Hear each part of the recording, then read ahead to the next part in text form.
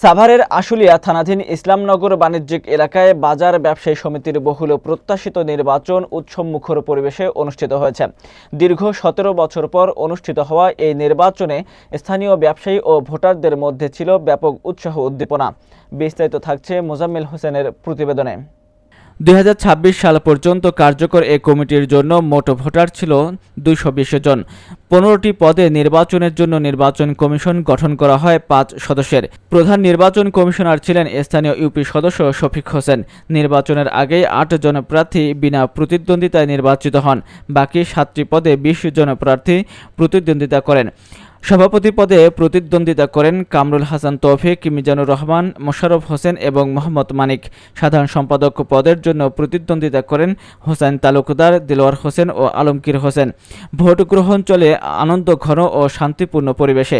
একজন ভোটার জানান, দীর্ঘ ১৭ বছর পর স্বাধীনভাবে ভোট দিতে পেরে আমরা আনন্দিত। এখন আমরা চাই জাতীয় নির্বাচনেও এমন পরিবেশ বজায় থাকুক। সভাপতি পদপ্রার্থী কামরুল হাসান তৌফিক বলেন, আমি নির্বাচিত হলে ইসলামনগর বাজারকে একটি আধুনিক, সুসংগঠিত ও আদর্শ বাজারে রূপান্তর করব।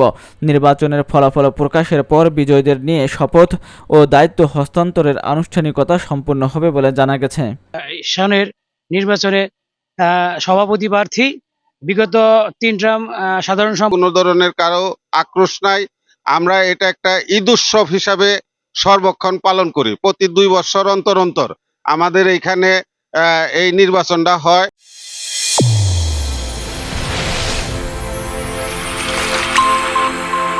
চ্যানেল A1 হৃদয়ের স্পন্দন।